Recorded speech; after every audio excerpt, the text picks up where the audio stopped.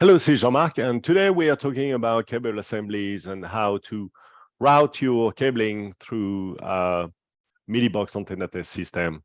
That's a subject of a lot of debate and discussion, so let us cover some ground on those topics.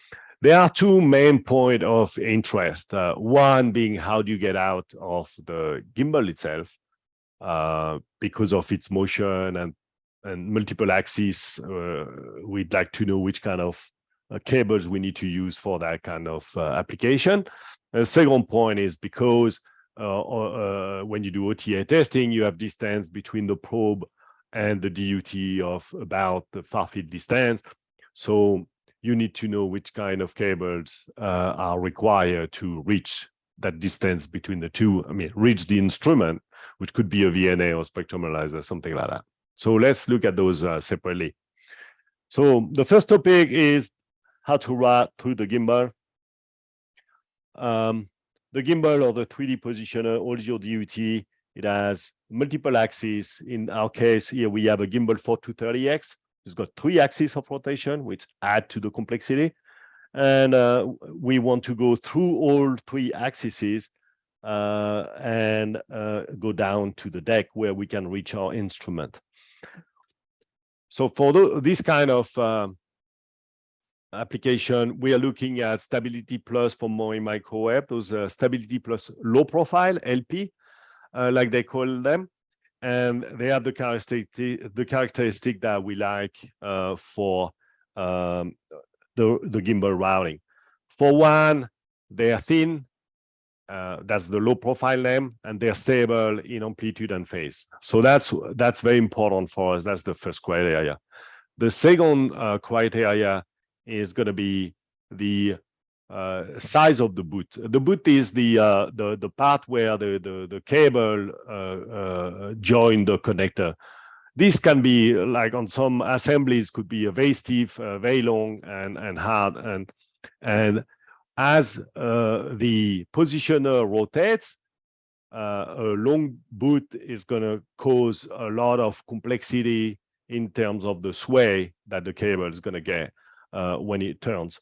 So we want to reduce that issue with the smallest boot possible on our cable. And that's what those cables, the StabilityPlus LP, have. So that's what we like about them. So 3 criteria: small boot, slim profile, I mean low profile, and stability in phase while in motion. So those are the perfect cable for that portion. In an implementation like this, checked, and this cable is a 5 feet. I think you could get away with 4 feet, but it's about what you need, and that's to get from your DUT all the way through the default center of rotation. We are leaving some slack. We don't want something too tight. We put some zip tie at some critical points, and then we get out of the chamber to our VNA.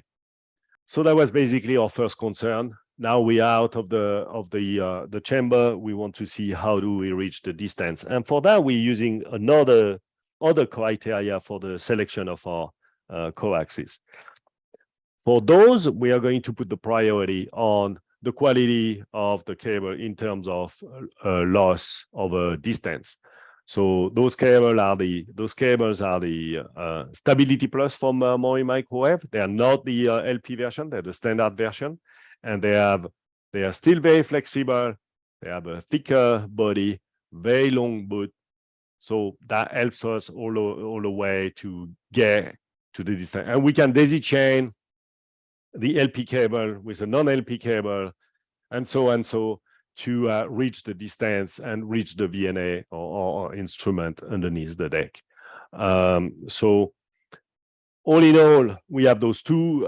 We have 2 problems. We have 2 solutions. They work well together. We have the low profile StabilityPlus to get out of the chamber and get out of the positioner, and then we have the standard StabilityPlus to get the distance between the 2 ports, or between the probe and the DUT.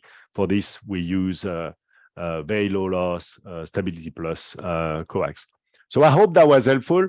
And if you have any question or comment, don't hesitate to reach me, and talk to you later.